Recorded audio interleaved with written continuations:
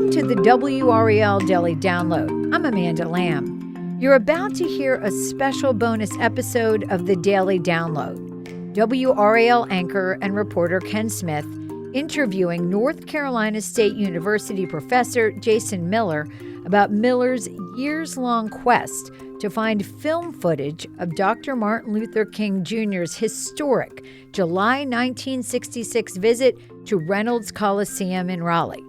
The conversation starts when a man whose father had recorded that visit on film found out that Miller was looking for the footage. Dr. Miller, you get this phone call. Was that like Christmas for you? It was amazing because so often we think history exists in books, but really it exists in our hearts and our minds, and in this case, in our basements and our attics. And I had been searching for audio that was broadcast on radio stations, talking to news stations to see if they had any footage, and got no.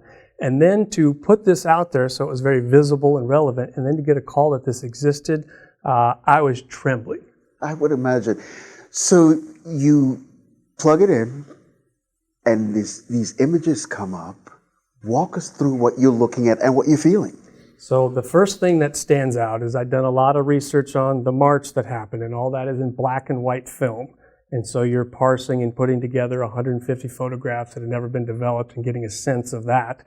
But Marshall's audio videotape is in color. And so all of a sudden these robes, these outfits are just bursting in greens and reds. But the second thing is I've listened to about 700 speeches by Dr. King, and we always think of him as being unbelievably charismatic and vocal and upbeat, and he often is, but there are many times when he just didn't have the energy, giving 360 speeches a year sometimes. And so I'd always wondered, what was the atmosphere like in Reynolds Coliseum, one of the most historic buildings in the entire state? And just this 21 seconds is enough to show you how animated, activated in Dr. King's imagination was and how he was responding to the audience.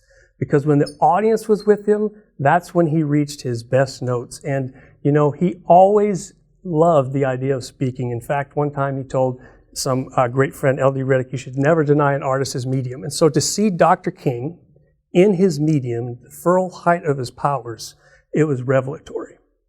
What have you learned about that speech? Because I want you to take us to that moment. He's on stage, he's speaking with the audience. What do we know about that speech? So Reynolds Coliseum at that time was almost like a public venue. It didn't really belong to the university. It was used by all kinds of folks that came through. So it was actually Shaw University president James Cheek who introduced Dr. King.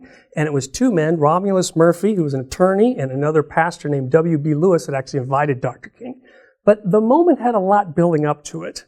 Dr. King had already won the Nobel Prize in 1964, and yet the mayor didn't greet him when he came to the airport. They sent another lesser man named John Winters. And so Dr. King took the stage, and get this, literally driving past downtown, looking to his right, seeing the KKK march break up, and going past that part of Western Boulevard that is now Martin Luther King Boulevard on his way to Reynolds Coliseum. And so he walks in there to a crowd of 5,000, 4,000 black, 1,000 white, and he is in his element. Reportedly, it was no less than 3 minutes of sustained applause just when he took the stage, let alone the 33 interruptions that took place after he started speaking. So it was electric.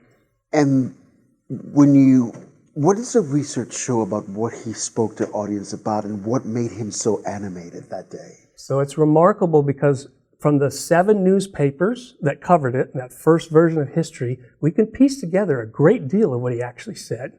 Dr. King's theme was that freedom had grown a bud but had not yet flowered. He spoke to the moment in time because Stokely Carmichael had just talked about black power, and so he had to reassure the world that he was for nonviolence and continuing on his way. The other thing that Dr. King said is he said that the white man needs the Negro to save him from his guilt, and the Negro needs the white man to save him from his fear. And so he was thinking very much about this interconnected mutuality of how racist attitudes were affecting everyone in America.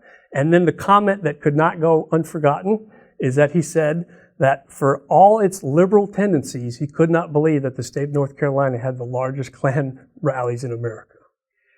When you think of that audience hearing this, majority African Americans, integrated audience, how was it received? Well, it's received miraculously because this was an entire build-up and event. About 100-person choir would have started off the proceedings, and one man named John Williams actually performed a song by Mendelssohn and sang it in his great baritone. And so it had the very much of a fever and fervor of a spiritual moment in church. This literally was a Sunday, and so there's a sense of rapture of kind of the second effect going on in the day. But the reaction to Dr. King was not only the applause, but the standing applause. And so to see this icon of the civil rights movement at this moment inspired people for decades and generations. And it's remarkable because Dr. King's speech was broadcast live across the entire state of North Carolina, and yet it has been so lost. And so it's important for Marshall's video to set the record straight. On that day, there were actually more people watching and listening to Dr. King than there were showing up on Fayetteville Street. And the archive is out of balance. It needs to be corrected. I was struck when you said, history is the news we never forget. Yeah, I think it really is. History as the news we never forget. We often assign it to books, but in that way it becomes narrative. It lives in people's attics and basements. And I think this kind of news also does what the great writer Maxine Hong Kingston said, which is sometimes we need to record emotional history. And I think this is incredibly important here because a lot of people I talked to that attended that speech had mixed feelings. They'd known what had gone on earlier in the day, and yet it ended on a high note, and they had to always be reminded of that tension that was going back and forth. And so even at its very height of the moment, over time it became very nuanced. We'll be back after the break with more of WRAL's Ken Smith and NC State professor Jason Miller.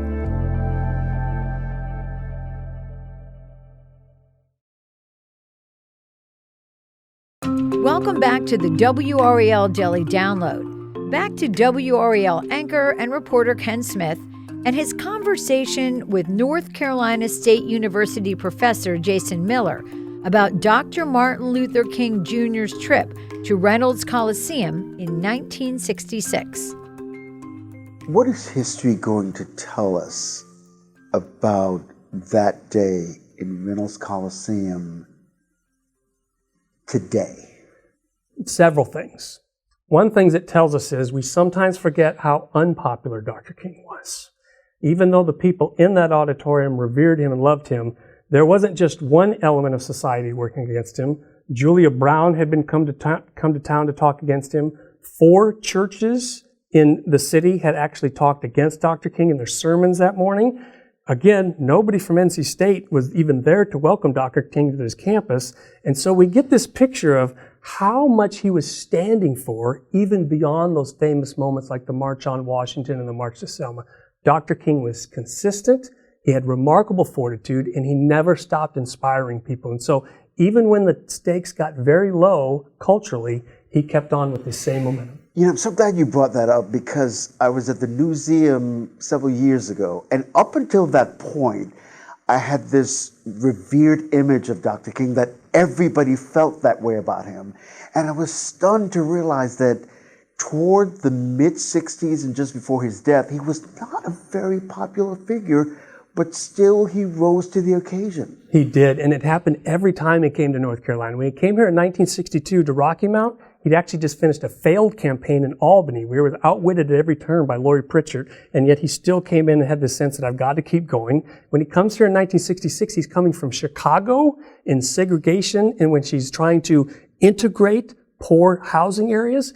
And get this, the very day that Dr. King was in Raleigh, on July 31st, 1966, he missed one of the most violent riots that he would have been a part of in Chicago in Gage Park. 30 cars were burned, 60 people were hospitalized, and Dr. King would have been in that march. In fact, 4 days after his appearance here, he was in the most violent march of his life, hit in the head by a rock in Chicago, and would stand in front of cameras and said, I have never in all my times in Mississippi and Alabama and Georgia seen violent mobs like this. So 1966 had a new word in the political language. It was the white backlash. And because black power had started to rise, both politically and as a slogan, white power was pushing back, and Dr. King had to hold firm. Let's bring it back to Reynolds Coliseum, and for North Carolinians in 2023, and what that moment in time means for world history, as you mentioned, but for North Carolina history.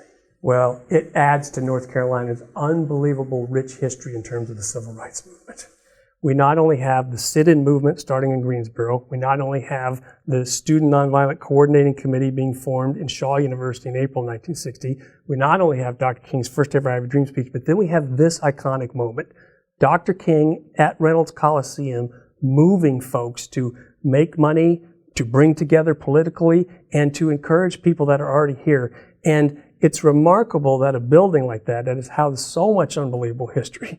The Rolling Stones, JFK, Nina Simone in 1968. We have to remember that Dr. King was there, and we can't let the history forget this particular moment because it is seminal to what North Carolina's role is. Dr. King would not have come to Raleigh, North Carolina in 1966 were it not a battleground. And that battleground was one he was engaging with and planned to win.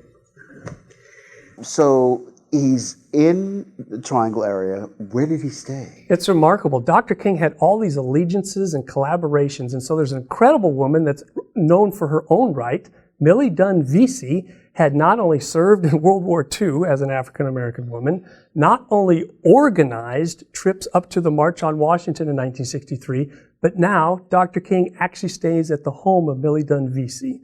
And so while he's there, that route that he travels all the way across had been one where he is not only speaking to the audience and speaking to the state, he's also planning. And so the strategy, the organization are things that he's always doing behind the scenes.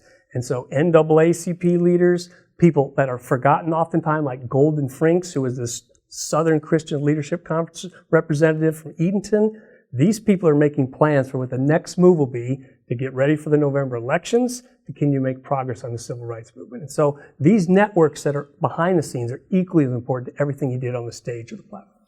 And how integral was that network that ran through North Carolina? It's unbelievably remarkable how important that network is. Because at this particular time, North Carolina is known as Klansville, USA. And so the tension of what's happening between who is going to get political power, who is going to have control. Dan Moore felt it in the governor's office, and every citizen felt it in North Carolina. And because there was a tipping point, because there was a chance that things could go either way in the future, it was incredibly critical. When you look at the vast body of research into that day at Reynolds Coliseum, leading up to it, the time he was here, what happened while he was here, how did it change our community based on your research? In many ways, it divided our community. And part of the community had a sense of itself at its very worst, and part of the community had a sense of itself at its very best. There was one woman that pulled me aside, and I'll never forget it. She grabbed my right elbow and she said, when Dr. King was here in 1966, the first thing my dad did that day is he grabbed me by the elbow and he said, you're coming with me to the Klan rally because I want you to see what hate looks like. And so for her, it was an education in white supremacy, and it became an education for the next generation. But for young African Americans, for folks that were organizing and planning, to go and see Dr. King in Reynolds Coliseum became a galvanizing moment that they would remember for the rest of their lives. When you had a chance to see an icon like this in person, you took it into your heart. You had a chance to be encouraged in more ways than one, and to think that your state mattered also meant that you mattered. Thanks to WRAL's Ken Smith and to NC State professor Jason Miller for that fascinating conversation. And thank you for listening to the WRAL Daily Download. If you like what you're hearing, please rate us on Apple Podcasts or whatever podcast app you use. Another great way to get WRAL news is the Morning Briefing newsletter. It's a daily email waiting in your inbox every morning with Triangle news, events, and headlines to get you ready for the day. Sign up at WRAL.com/newsletter.